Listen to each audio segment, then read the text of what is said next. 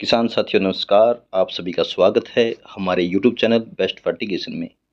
किसान साथियों, हम क्षमा चाहते हैं कि बहुत दिनों से आपके लिए वीडियो नहीं लेकर आ पाए। कुछ निजी कारणों से हम आपके लिए वीडियो नहीं बना पा रहे थे, परंतु हम आपको विश्वास दिलाते हैं कि आपको आगे इसी प्रकार से खेती से जुड़ी नई नई जानकारी समय समय पर मिलती रहेंगी। तो चलिए बिना समय नष्ट किए आज का वीडियो शुरू करते हैं। किसान साथियों, जिस प्रकार से आपने थंबनेल को देखा होगा कि गर्मियों में यानी कि बरसात में मूली की खेती किस प्रकार से की जा सकती है। किसान साथियों, सर्दियों की अपेक्षा बरसात में यानी गर्मियों में मूली की खेती करना किसान भाइयों के लिए चैलेंज होता है, क्योंकि इन दिनों यदि आप मूली की खेती करना चाहते हो तो कर सकते हो, उत्पादन भी अच्छा दे सकते हो, परंतु बहुत सारी बातों का आपको ध्यान रखना होता है।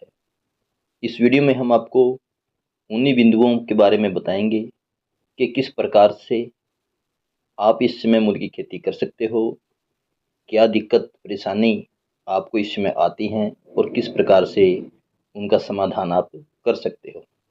तो चलिए शुरू करते हैं और आगे बढ़ते हैं। हमारा सबसे पहला पॉइंट है किसान साथियों, सीड सिलेक्शन। सर्दियों में आप कोई भी मूली का सीड यदि सोइंग करते हो तो आसानी से आपका जो सीड है वो जर्मिनेट हो जाता है और अच्छी प्रकार की जो मूली है आप उससे ले सकते हो। परंतु इन दिनों ऐसा नहीं है। इस समय आपको सीड सिलेक्शन करते समय बहुत ध्यान रखना होगा। आपको उसी सीड का सिलेक्शन करना है जो इस मौसम के अनुकूल होता है और इस मौसम में उसका जर्मिनेशन भी अच्छा होता है और पैदावार भी अच्छा देता है।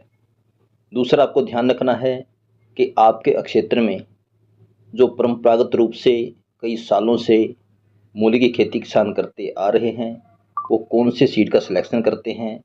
और इसके अलावा आपको ये भी ध्यान रखना होता है कि आपके क्षेत्र में और आपकी भूमि के मुताबिक कौन सा सीड आपके क्षेत्र में अच्छी पैदावार देता है। इस बात की जानकारी आप आपके क्षेत्र में जो भी दुकानदार वेजिटेबल सीड का काम करते हैं उनसे जाकर ले सकते हो।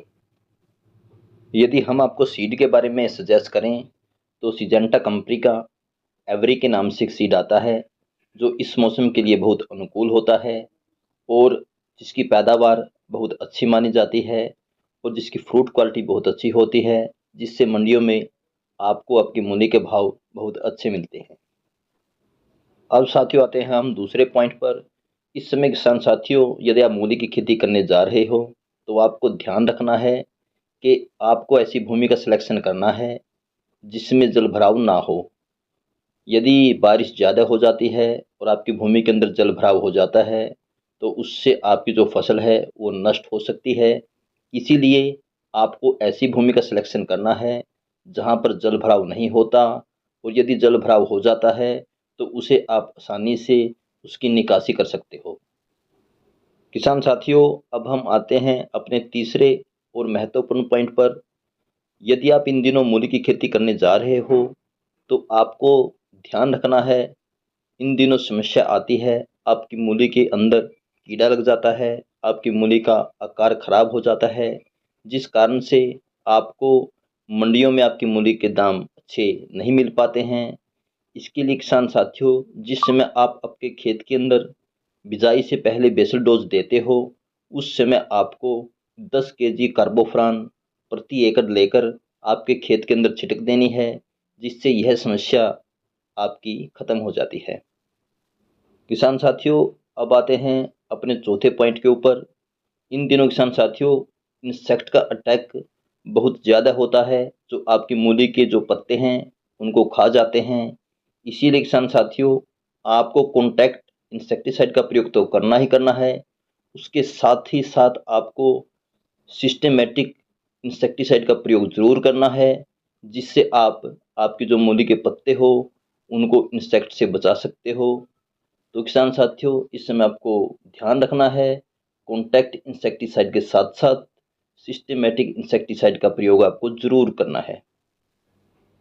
साथियों, यदि हम बात करें सिस्टेमेटिक इंसेक्टिसाइड की तो इस समय आप सिजेंटा कंपनी की एम्पली को प्रयोग कर सकते हो।